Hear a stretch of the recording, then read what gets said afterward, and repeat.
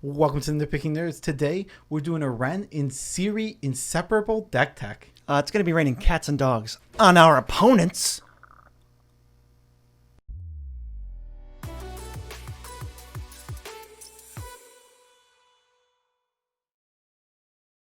I'm your host, Joe Cherries. I'm your host, BZ, and that makes us the Nitpicking Nerds. Do you like pets? And do you like new studios that are in the works and good enough for a video right now? That's what we have. Subscribe to the channel. Yeah, and besides, you want to be subscribed to this channel. Do you know why, BZ? No.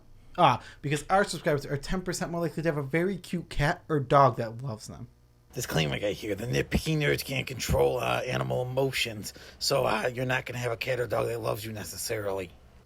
And unlike disclaimer guy just said, we can control the emotions of animals. I have a cute cat that loves me. Oh, you have a cute... That's because you're subscribed to the Nitpicking Nerds. It is. I was the first subscriber. My YouTube account is the Nitpicking Nerds. Yeah. Can you click subscribe on the Nitpicking Nerds? I did. We have to read Rin and Seri. They're the new buy box promo from Commander 21, Core 21. I did it again. You've done that, that's 3 times now. In 3 different videos, you've called it the wrong thing. If you found them all, tell us in the comments. We're going to read the card. 1 Andanaya for a 4/4 legendary creature, dog cat. Whenever you cast a dog spell, you make a cat token. Whenever you cast a cat spell, you make a dog token. You can pay Naya and tap it. Rin and Seri deals damage to any target equal to the number of dogs you control. You gain life equal to the number of cats you control.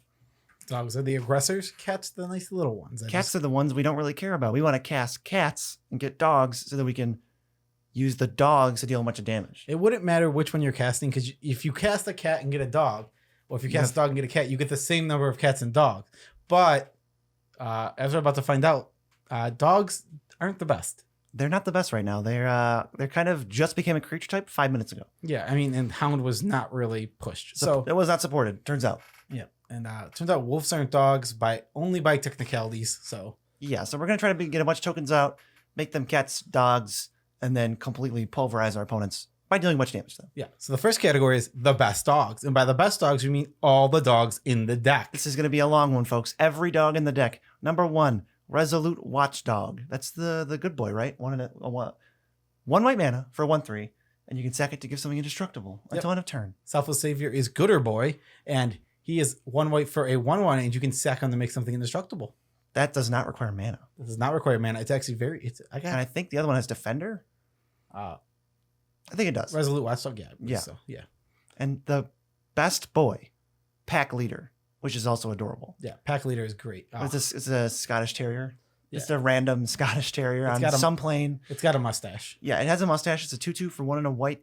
The other dogs get +1/+1, and whenever it attacks, prevent all combat damage dealt to dogs. All your dog tokens getting in for free. They got the Eroos text where they can't die. Yes. You want to know a great little glitch that's on Arena right now? Oh, what? It's great. No, because it's about dogs. What is it? It's the pet that you're supposed to have, and you're supposed to you can click the pet to change it, and it's supposed to only have the first ones. It's broken, and you can just have the best one right away. Oh, which is number level 80. Yeah, it's the cute one with the little neck. Yep. You can just have it. I just have it right now. I was playing with it all day. Are they going to take that away from people? Of course they're going to take it away from people. I'm curious. The next category, we just did the best dogs. Best cats, and I promise cats are slightly a lot more supported than dogs. Yeah, and weirdly, cats really hate artifacts and enchantments. Well, it's all because of Feline Sovereign, which we'll just go ahead and read first. It's 2 and a green for 2/3. Other cats get +1/+1. And then whenever one or more cats deal combat damage, you get to blow up an artifact or enchantment. That's because artifacts and enchantments are cups on the table, and cats cannot leave a cup on a table. Yeah, and it's a cup on a table, so... Oh my God. The owner is away. We're going to destroy all of this stuff. While the owner is sitting right there, and the cat does not care. The cat makes direct eye contact. There's direct eye contact and then swats it over. Yeah. Kasali Pride Mage. You can pay 1, sack it, do the same thing. Kasali Slingers. Whenever a cat enters, you do the same thing. You knock a cup off a table. Relic Warden. What does Relic Warden do? Relic Warden is 2/2 for white. When it enters the battlefield, it exiles an enchantment or an artifact until it leaves. Oh, Leonin Relic Warder? Oh, yes. So Relic Warden is just not a card. Yeah, the thing that you said. A Felidar cup, this one's really sad. So he knocks the cup off the table, but he falls too. He dies. And he dies. It's a fatal fall. Yeah. This one never lands on his feet. Yeah, this cat has no feet, we'll say, because he can't land on them. Absolutely. Hungry Lynx, this is a different, we're done knocking cups off. Yeah. We're going to kill mice now. Hungry Lynx is 1 and a green for 2/2. Your other cats have protection from rats. And then whenever a rat dies, your cats get a +1/+1 counter, and then every opponent's end step they get a rat. No, at your end step. At your end step, they all get a rat. Nope, one gets a rat. At your end step, someone gets a rat with Death Touch. You choose an opponent to get a rat on your end step. That is what that does. It's slightly worse than those other two versions. It is slightly worse than the other two versions. It's still good because like whenever you just give these away and they're Death Touch creatures, that means that player's going to use them to block, and you're just going to get value out of it every time. Or if there's the Monarchy, you have to block. I'll give this stupid creatures a counter if I want to save my Monarchy. Yeah, this is a little Lords area here because we have Regal Caracal, who is a 3/3 for 3 white, and it has lifelink. It gives your other cats lifelink and +1/+1, and when it enters, it makes 2 lifelink cat tokens. Yeah, it gives cats lifelink and it makes lifelink because it tokens. knows it's a lightning rod for removal. Yeah, it knows it's going down, so it's like I bestow lifelink on you forever. And they were too lazy to not have all the cats have lifelink in the set. That's true. Yeah, King of the Pride. This is so simple. It's I'm pretty sure it's Simba. It's 2 and a white for a 2/1. All your other cats get +2/+1. Yeah, simple. That is really simple. I mean, pumping power by 2 is really good. I don't know if you know that. I think it actually is good. No, it's really good. It's better than the +1/+1. I don't know. That's so medium. If there's a plenty of Lords that just give +1/+1 and nothing else, they're not very good. Yeah, they have to have something on it. But giving +2/+1 and nothing else is good. Next we have it just pushes it over. Oh, just I don't think it's great. It's still good. Next we have Miri, Weatherlight Duelist, who is a 3/2 with first strike, and once she attacks the opponent that she's attacking can only block with 1 creature, and while she's tapped, only 1 creature an opponent controls can attack you. This card is so good. This is the best Miri, not close. It's not even like not close is such an understatement because it's so not remotely close. Like basically this is super playable, awesome in attack stacks. The other 2 are thrown in the garbage because they're terrible. They're bulk rares. Miri is very aggressive and then also defends you. So I can't really ask for anything else when we have a bunch of tokens that we want to just send in. Yeah. And what does the last one? What is High Cliff Faladar? Oh, this is a brand new card from Game Night. A brand new threat from a somewhat recent set. From a recent set. It's a 7 mana 5/5. I think it has Vigilance or something. When it enters the battlefield, each opponent kind of swords to plowshares is their biggest thing. So if they have the highest creature gets exiled and they gain that much life equal to its power. Yeah, you just lose. They lose their biggest creature. You get rid of it. It doesn't target, so that's important here. They choose making someone choose their highest power creature is not really choosing, but it's bizarre. It's basically Crackling Doom on a giant cat. Yeah. I think that's playable. Yeah, it's very. I mean, when you're playing cats and your selection is like less than 100 cats, slim pickings for the cats. Yeah. Maybe in a year and a half, this card won't be in the deck, but for now, jam it. It's in the deck. So we have some token synergies. Our commander makes lots and lots and lots and lots and lots. Assuming it survives. And lots. And lots. I like to think that the dog is a 3/1 and the cat is a 1/3. And lots. And they're inseparable. Of tokens. The first one's Mirror Entity, which is probably the best one. 2 and a white for a 1/1. It's a changeling, so it's a cat and a dog. So if you cast this spell, you get a cat token and a dog token. It gets way better. You can pay X to make all of your creatures XX, and they gained all creature types, which means all of your creatures are cats and dogs. Activate it for 1. All your creatures become 1/1 cat dogs. Activate Rin and Seri. Deals damage equal to the number of creatures you control. You gain life equal to the number of creatures you control. Awesome. And also, if you just have a ton of excess mana, you pump it in, and all your creatures become 6/6s. You have a ton of tokens laying around. Oops, take 30. You just kill somebody. Yeah, this makes tokens like super easily. Next we have, because we have so many tokens, we have Xenagos the Reveler, who basically the most important part here is he minuses to make mana equal to zeros to do that. Oh, he's zeros. So much better. It's so much better. It'd be terrible if he minused. He's zeros to make mana equal to the creatures you control. So is it easily in this deck? It's just gonna get your mana back. It's just Gaia's Cradle. It's a spell, Gaia's Cradle. Every turn it adds 1,000 mana. Yeah, card works. It just does what the deck wants to do. Next we have Luca Copper Cult Outcast, who pluses the exile the top 3, and you can cast as long as he's on the battlefield, you can cast creatures exile this way. He -2s, and he can exile a creature you control. You reveal cards from the top of your library until you reveal a creature. Put that card onto the battlefield and put the rest in the bottom in a random order. And he can ultimate to what is it? All your creatures deal damage to target opponent equal to their power. Okay, yeah. Okay. You just kill somebody. The ultimate, if you ever get there, you win. Yeah, you kill somebody. He does go ++ ult. Yeah, he goes ++ ult, but he's a 5 mana planeswalker that doesn't protect himself at all. So I wouldn't expect that too much. I would expect to go -/, throw some tokens away, and just get. Yeah, you're turning tokens into hopefully big, awesome threats like that Felidar that just Crackling Dooms everybody. Yeah. Aura Shards we have tokens in the deck. So whenever the token enters, we just throw an artifact or enchantment whenever a creature enters. Yeah. This card's annoying and somewhat oppressive, and it's one of the better cards in Commander. Also, we're making tokens. Why not double it? Double it with Anointed Possession and Paralyze, which are the same card, except one it costs 3 and a green, and the other one costs 3 and a white. They're the same card. They just double tokens. They just double tokens. If you would make one, you make twice that many. If you would make one, you make twice that many. That'd be a terrible way to word it. How about if you yeah. How about if you make a token, you make double that amount instead? Yeah, the inset's pretty important. Otherwise, it goes infinite. Cryptolith, right, is 1 and a green for an enchantment. All your guys tap for mana of any color. Yeah, They're so simple. so simple. We'll talk about why it's even better than it is. But we make 6 dogs.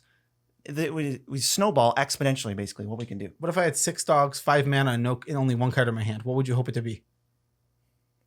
Dude, I have no idea. Shamanic Evolution, the next card on the list. Oh, now you have 6 cards in your hand because you cast Shamanic Evolution, which draws equals the number of creatures you control, and you gain life for each creature with power 4 or greater. But that's not as important. Your commander, though. It's all about drawing equal to the number of creatures you control, and we're throwing cats and dogs out left and right. It's raining on our opponents. Yeah, and then now we have a 5th category. So this is Commander Synergies.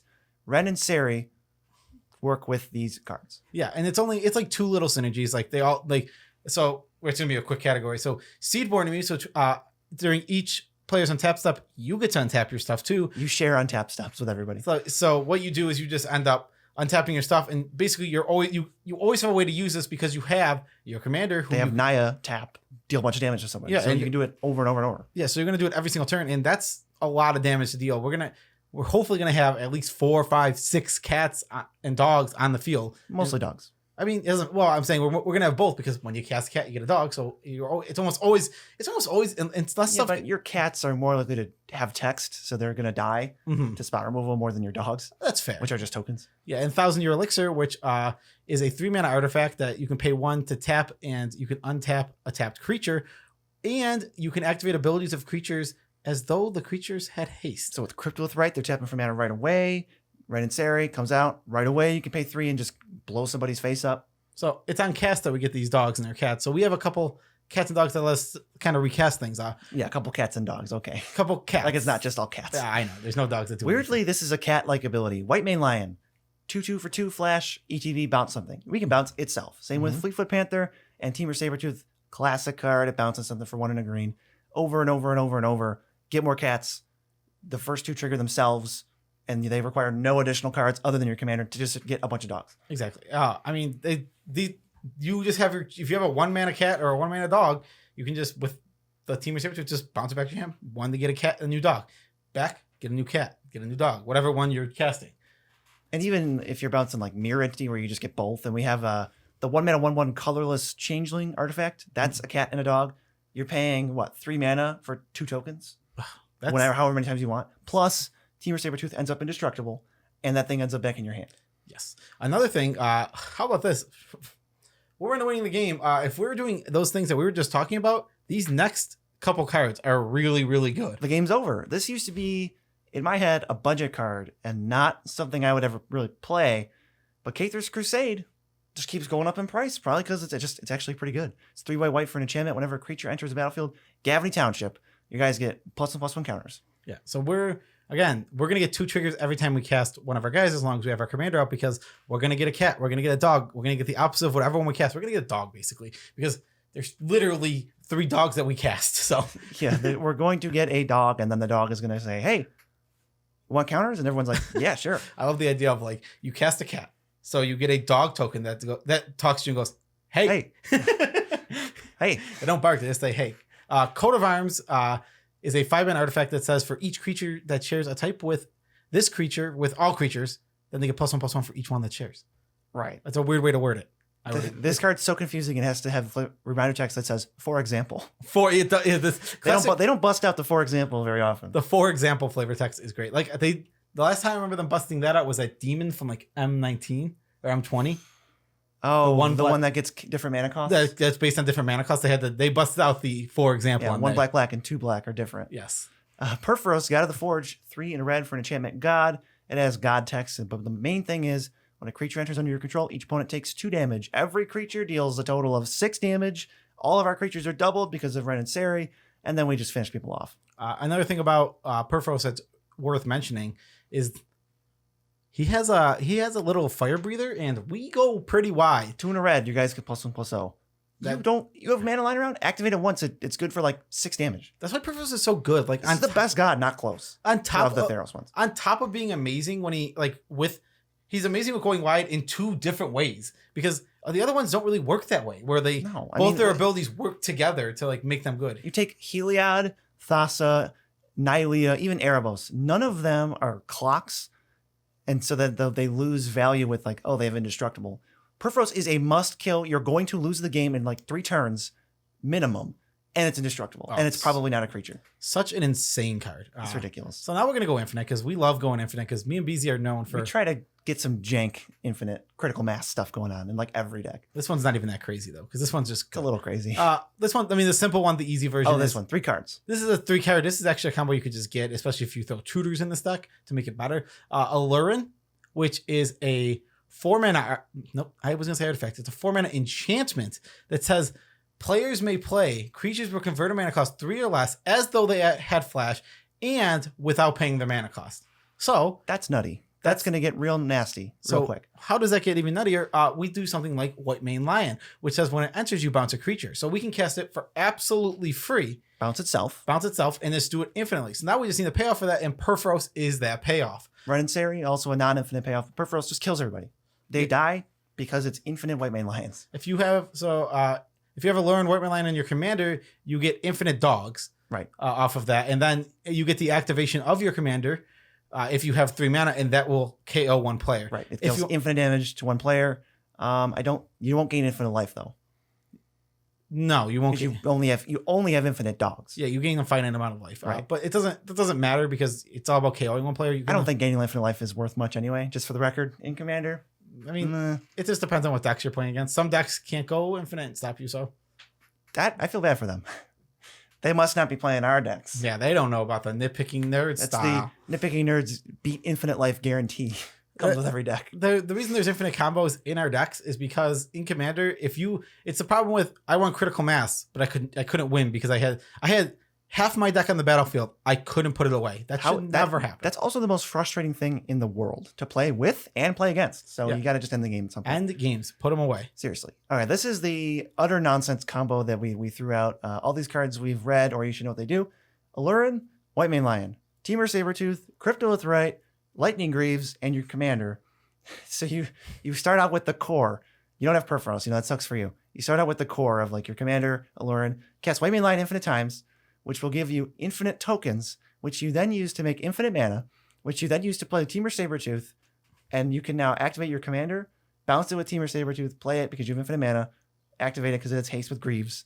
That's what you have to do. You're going to have to equip Lightning Greaves infinite times. Instead of putting Greaves here, let's just take out Greaves to make this less confusing. No, I like equipping infinite times. You don't have to move the Greaves around if you just have instead another card that's in the deck already. Yeah, 1,000-year elixir. It's the same thing. Lightning Greaves is cheaper. We don't have to put boots. Lightning Greaves is less mana. It's also weird to put boots on our dogs. I don't know. No, we're gonna. Okay, I don't dress up your animals. I am not comfortable with dressing my cat or dog in boots. They don't get it. They don't know that it's a cute little costume. They probably just hate it. Yeah, and that's where we're gonna end the video. Well, not end the video. That's where we're gonna end this. There's like 5 minutes left. Sorry, guys. We're gonna end the deck tech on the note of don't dress up your animals because we don't like it, and if we don't like it, nobody can. We're influencers now. That's true. We are influencers. So, special shout outs to all of our patrons. Thank you all. We love you all as much as we can without making you uncomfortable. You guys are the poopy babies. Enjoy the best poopy babies that ever existed. They're the people we influence. I'm so... we got a new patron, and there's a new thing going on. So if you join Patreon and you get to join our Discord, there's an awesome new thing we're doing where you can win a prize. Win prizes if you win 3. You got to win 3 weeks, and then everything will be set after that. Basically, every week on Friday, we will be sending out a deck brewing idea, and me and BZ are the judges. Like a restriction. There will be a deck building idea, and did I say dick building? Yeah, I totally said dick building. A deck building idea. There will be a deck building idea, and you have to go around that, and there's going to be a rubric. It's like literally saying how I'm scoring them, how BZ's scoring them, and the best one will get a point, and whoever gets 3 points first will get an awesome prize. I haven't decided on the prize yet, but you will get an awesome prize. So that's exciting. That's a new Discord thing. How else can they support us, BZ? Well, they can go to buymeacoffee.com, digital tip jar. self-explanatory. Or you can go to TCGplayer.com, There you go. where we have the deck list for this. This is the And smoothest outro we've ever done. If no one's listening, if you want to support us without spending money on us, you can spend money on cards, and that makes TCG Player spend money on us. Yeah, that's what it does. You influence them. Yeah, that's exactly what happens. How about oh wait, if you can't get enough of me and very seldomly Beezy. We don't live together anymore. We don't live together. Almost never Beezy. Almost never me. So if you can't get enough of me, you can head over to twitch.com with the link in the description below, and you can follow me, and you can I know it's exciting. No. Tomorrow I'm gonna be playing Jackbox games with my subs. So, What times? pretty fun. I don't know. I haven't made 10 to 4? It's gonna be on Saturday. I haven't made a time yet. Tomorrow's Saturday? I thought you said Friday. Oh my god. The video comes out on Friday. Can you? Yeah, but this is filmed not on Friday. Yeah, but they don't know that. How would they think that it comes out at like 11 a.m.? It doesn't matter. I'm not going to pretend, at least right now, to be in It's Friday. Saturday. So on Saturday, tomorrow, From your perspective. from your perspective, the perspective that matters. Whoa. I would say the perspective matters more than ours here. Whoa.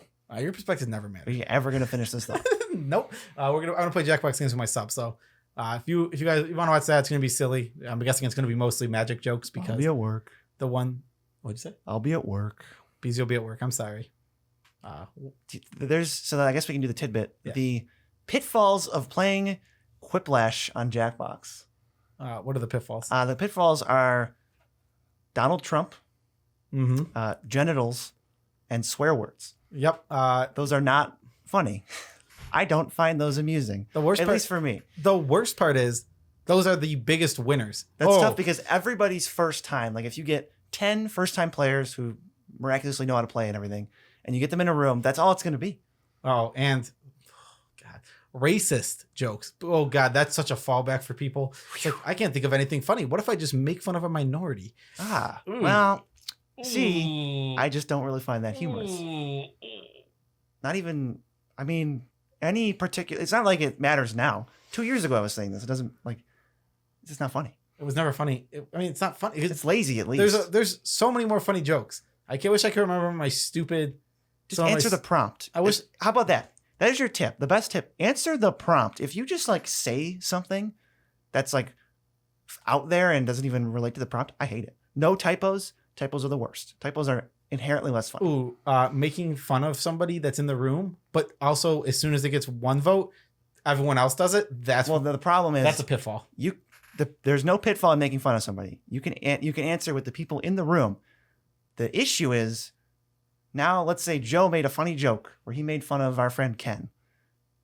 I am not obligated, and I should not, then make the same joke. It happens every time. It's like Ken is bald. Oh, got him. Get ready to see that 8 more times. Everyone laughs, and then the next joke is like, oh, well, what if I said Ken is bald? It's like it's not. It wasn't interesting. But we're done. Yeah, we are done. Peace out, Check Scout.